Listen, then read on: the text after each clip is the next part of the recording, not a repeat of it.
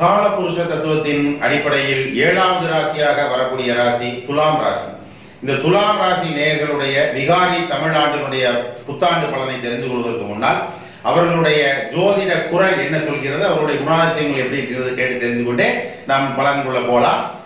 துலாம் ராசிக்கு உண்டான ஜோதிட குரல் என்ன சொல்லுது அப்படின்னு பார்த்தா, எந்த வகையிலும் எதிர்த்தோரை வென்றுவிடும், எந்த வகையிலும் எதிர்த்தோரை வென்றுவிடும் சிந்தை உபாயத்தான் துலாம், சிந்தை உபாயத்தான் துலாம். எந்த வகையிலும் எதிர்த்தோரை வென்றுவிடும் சிந்தை உபாயத்தான் துலாம் அப்படிங்கிறது துலாம் ராசியினுடைய ஜோதிட குரல். ஜோதிட குரல் அதற்குரிய பலன்களை எந்த வகையிலும் எதிர்த்தோரை வென்றுவிடும் அப்படின்னு கேட்டேன். துலா ராசிக்குடைய தொழிலமைப்பு எப்பவுமே துலாம் என்னது ராசி, அவங்க வியாபாரத்தினுடைய தன்மை அதிகமா இருக்கும் அவங்களுக்கு. அது அரசாங்கத்தில் இருந்தாலும் அதுவும் அங்கே வியாபாரம் மாதிரி தான் ஓடும். எந்த துறையில் இருந்தாலும் வியாபாரம் மாதிரி இருக்கும். இல்லைன்னா கரெக்டாக பேசுகிற மாதிரி அதை இங்கேயும் குறையாமல் அங்கேயும் குறையாமல் கரெக்டாக பேசக்கூடியவராக இருக்கும். எதிர்த்தோரை எந்த வகையிலும் வெல்வார் அப்படின்னு கேட்டீங்கன்னா,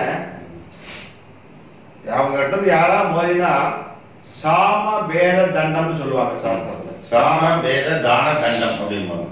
சாம பேத தண்டம் அப்படின்னு முதல்ல சொல்லி பார்ப்பாங்க, கேட்கலாம் பார்ப்பாங்க, இல்ல அப்படின்னு இன்னும் சொல்லி பார்ப்பாங்க, காலில் விழுந்து பார்ப்பாங்க, அதுவும் கேட்கலான்னா தண்டம் அப்படின்னா கம்பு எடுத்துருவாங்க. அப்ப எந்த வகையினாலும் உபயோகப்படுத்துவாங்க. கம்பு எடுத்துல சட்டப்படி கம்பு எடுக்க முடியுமா?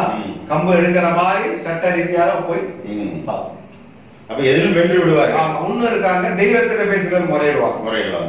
தெய்வ வழிபாடு, அரசனே நீயே கேட்கிற மாதிரி, ஆண்டவனே நீயே கேள அரசன் அன்று கேட்பான், தெய்வம் நின்று கேட்கிற மாதிரி தெய்வத்திட்ட முறையிடுது. அவங்களுக்கு வரக்கூடிய பிரச்சனைகளை இந்த மாதிரி முறையில கையாளக்கூடிய தன்மை. எந்த வகையிலும் வென்றுடுவான். எந்த வகையில ஏதாவது பேசிக்க சூழ்ச்சி பண்ணி கொள்வாங்க. மகாபாரத போர்ல வென்றது சூழ்ச்சியில வென்றது இல்லையா? சூழ்ச்சியில வென்றது மாதிரி சூழ்ச்சியில கூட வெல்லக்கூடிய, எந்த வகையில எல்லா வகையிலும் வெல்லக்கூடிய சிந்தை உபயாத்தான் அந்த சிந்தனை உடையவர் சொல்லலாம். அவருடைய விகாரி ஆண்டு அவருக்கு விகாரி வருஷம் பார்த்தீங்கன்னா அவருடைய ராசிக்கு உபஜயஸ்தானமா 3ஆம் இடத்தில் சனி, கேது, குரு சேர்க்கை, ராசிக்கு 9ஆம் இடத்தில் ராகு.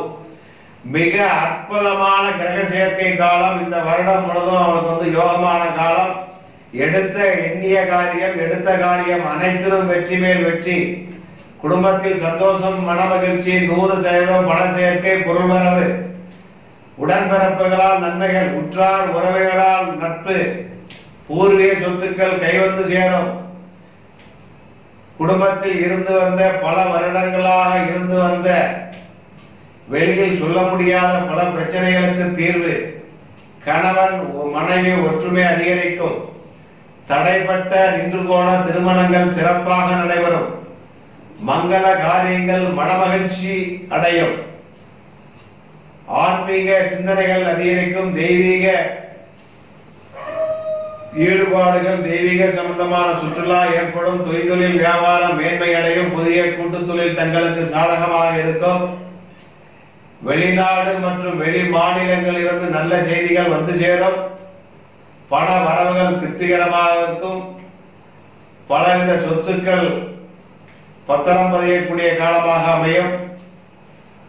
வாங்கிய இடங்களில் இருந்த வில்லங்கம் விவகாரம் நல்ல தீர்ப்பாக தங்களுக்கு சாதகமாக அமையும். துலா ராசிக்கு இந்த விகாரி வருடம் முழுமையான யோகமான ராஜயோக காலம் என்று சொல்லலாம். ராஜயோக காலமாக இருக்கக்கூடிய துளாராசி அன்பர்கள் வழிபட வேண்டிய ஆலயங்கள், தெய்வங்கள் என்ன கிழமை, என்ன சாமி கும்பிடுங்கிற சொல்லி. துளாராசிக்கு எந்த கிரகம் சாதகமா இருக்குன்னா, அந்த வருஷம் பிறக்கும் செவ்வாய் மட்டும் கொஞ்சம் பலவீனமாக இருக்கு, பலமாக இருக்கு. சண்முகருக்கு அபிஷேகம் பண்ணி அர்ச்சனை பண்ணும். என்ன கிழமை செய்யணும்? செவ்வாய்க்கிழமை.